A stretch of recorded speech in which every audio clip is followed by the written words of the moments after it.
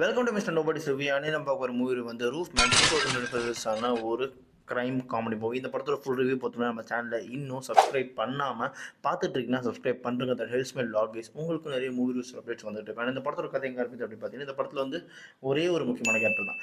Jeffrey மேன்செஸ்டர்னு சொல்லப்படுற ஒரு character என்ன பண்ணுறாரு அப்படின்னு பார்த்தீங்கன்னா, அவர் வந்து ஒரு ஆர்மியில் வந்து இருந்த ஒரு பர்சன். அவர் வந்து இங்கே வந்துடுவார். வந்ததுக்கப்புறம் அவரால் வந்து தன்னோட குடும்பத்தை பார்த்துக்க முடியாது. அவங்களுக்கு வந்து 3 பசங்க இருப்பார்.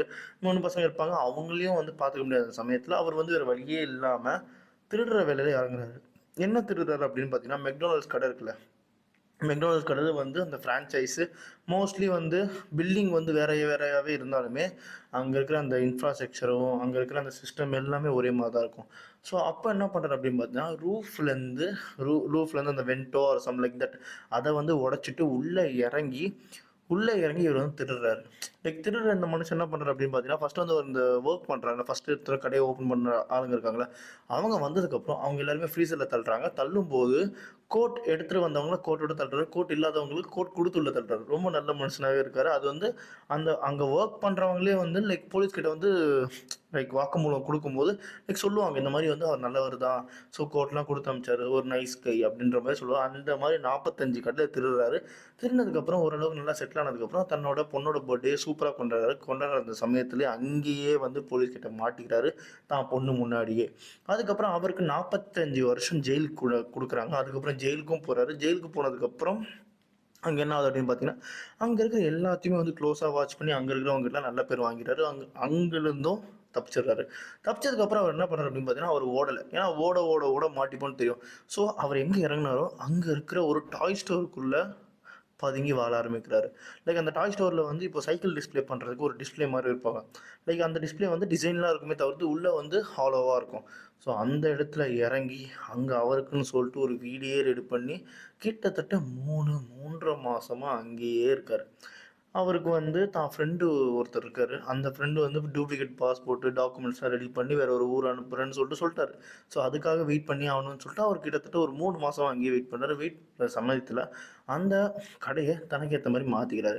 லைக் எப்படின்னா, எமர்ஜென்சி எக்ஸிட்டை வந்து லைக் அந்த கடை ஆக்டிவாக இருக்கும்போது தான் அந்த எமர்ஜென்சி எக்ஸிட் ஒர்க் ஆகும். ஆனால் அது என்ன பண்ணுவார்னா, அவர் ஒரு மாதிரி மாடிஃபை பண்ணி எப்போவுமே திறந்துருக்க மாதிரியே வச்சிருப்பாரு.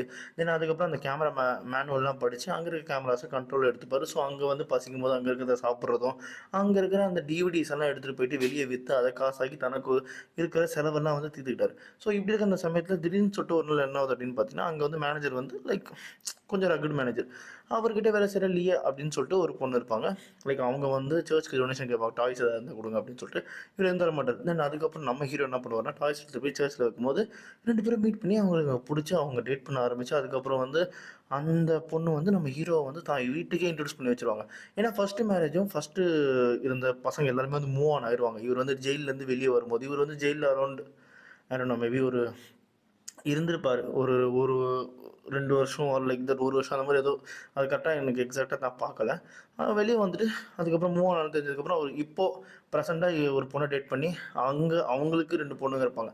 ஸோ எல்லார்கிட்டையும் பேசி ஒரு மாதிரி ஃபேமிலியாக மாறுற அந்த சமயத்தில் தான் ஒரு பெரிய விஷயம் நடக்குது.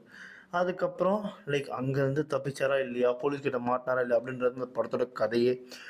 அதே மாதிரி வந்து இந்த படத்தில் வந்து எனக்கு டீட்டெயிலிங் ரொம்ப பிடிச்சிருந்தது. லைக் வந்து அதை விட வந்து நம்ம ஹீரோவோட ஆக்டிங் சூப்பராக இருக்கும். மெயினாக வந்து இந்த எங்கன்னா இந்த ஃபஸ்ட்டு வந்து ஜெயிலேருந்து வெளியே வந்ததுக்கப்புறம் தன்னோட வீட்டுக்கு ஃபோன் பண்ணும்போது பொண்ணு எடுத்து பேசும்போது, அப்போது அவங்களோட எக்ஸ் ஒய்ஃப் வந்து ஒருத்தங்க டேட் பண்ணிட்டுருப்பாரு. அவர் வந்து அந்த பொண்ணோட விளையாண்டுருக்கும்போது அந்த குரல் வந்து இவர் மண்டைக்குள்ளேயே இருக்கும்.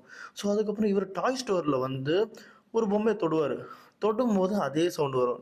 லைக் எப்படின்னா, தட் டிக்கிள்ஸ் மீ அப்படி அது எனக்கு கூசுது ஒரு மாதிரி கிச்லக்கா பண்ணும்போது, அதை பார்த்தோன்னே அந்த மனுஷனுக்கு அங்கே ட்ரிப் ஆகி அந்த பொம்மையை அடித்து உடைப்பாரு. அந்த சீனில் அந்த மாதிரி 2, 3 சீனில் வந்து மனுஷன் வந்து ஆக்ட் நல்லாவே பண்ணியிருப்பார். அண்ட் மோஸ்ட்லி இது வந்து ஒரு ட்ரூ ஸ்டோரி. உண்மையாகவே இப்படிப்பட்ட ஒருத்தர் இருந்திருக்காரு. தென் அவர் ஒரு நைஸ் கை. அவர் வந்து ஒரு டாய் ஸ்டோரில் இப்படி இருந்திருக்காரு. தென் இன்னொருத்தவங்களை வெளியே வந்து டேட் பண்ணிருக்காரு. இவ்வளோ எல்லாமே நடந்திருக்கு. தென் அதுக்கப்புறம் என்ன ஆச்சு அப்படின்றதான் ஓகேங்களா. அதே மாதிரி இப்போ உண்மையாக மாட்டிகிட்டு இருந்த அவருக்கு வந்து லைக் 2036ன்னு நினைக்கிறேன். அப்போ வந்து பரோல் வந்து அலோட் பண்ணியிருக்காங்களாம். பார்ப்போம் என்ன நடக்குதுன்ட்டு. அண்ட் இது வந்து என்னை பொறுத்த வரைக்கும் ஒரு நல்ல படம். ஒரு ஒரு குட் மூவி. அதனாலே இந்த படத்துக்கு நான் ஒரு 4 ஒன்று சொல்லுவேன். இதே மாதிரி மூவி பார்க்க நம்ம சேனலை சப்ஸ்கிரைப் பண்ணுங்க. மிஸ்டர் நோபடி சந்திக்கிறேன். Bye. Have a great day guys.